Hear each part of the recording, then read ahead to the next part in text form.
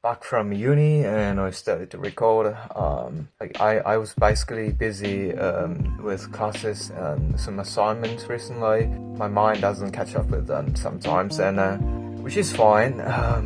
I can regulate that. So today I want to talk about what is good for obsession and what is bad for obsession. So obsession means to stick to something or somebody, sometimes too much. You can't go away from it easily. I am obsessed with Australian English in a good way, I hope. I started to learn Australian English since I was in high school. So it's been about 7 years, over 7 years. And now I'm speaking like this, and it took me for 7 years to become like this. I'm now obsessed with Aussie. I think it's similar to you become friends from acquaintance. You might not recognize exactly when you became friends with each other, and same thing happened to me. I don't remember exactly the moment of me got interested in Australian English. I can say like vaguely about when I went interested in. It was during high school, and it was during I played Apex Legends. And it was during playing video games with my mates. I can say at this level, but I can't say like deeper level of it. I can't say it at all. One, I don't remember it, and two, because I became into it unconsciously, and time comes through now.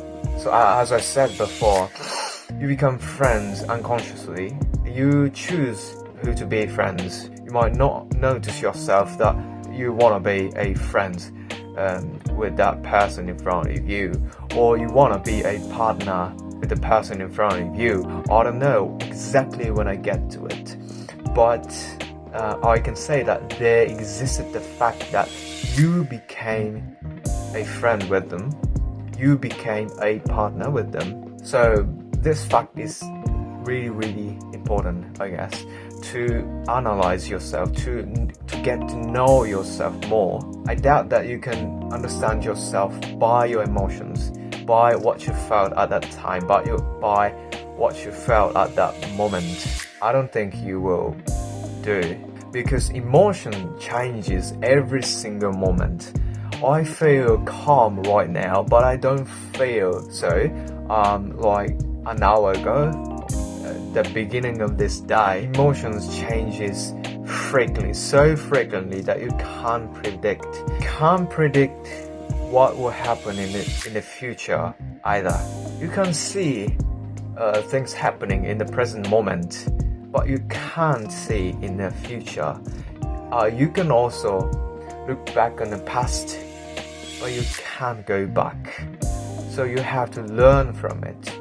I'm obsessed with Australian English. I can't say why. Some people might ask me like, oh, why did you get to like it?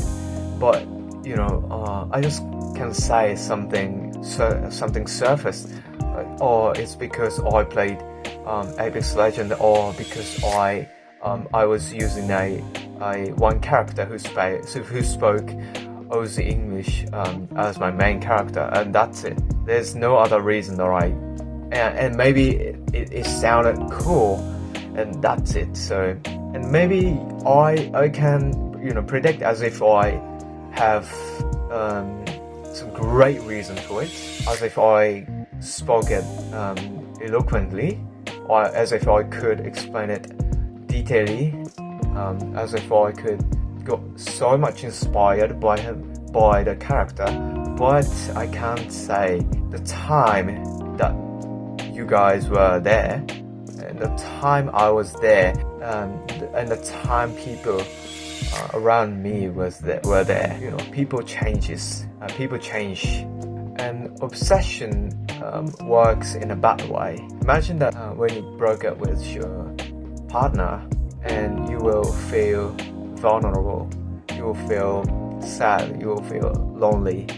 Every single negative emotions comes up to you, and you naturally obsessed with a person because you don't wanna let them go. You're trapped deeply. I was in a trap, and I realized that that's not good.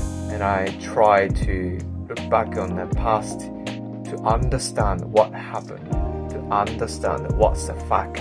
Fact is important.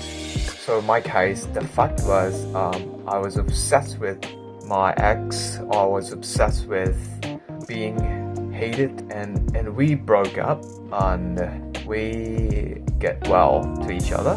The fact that I pursued the return from her, I wouldn't judge whether or not it's good, accept the fact.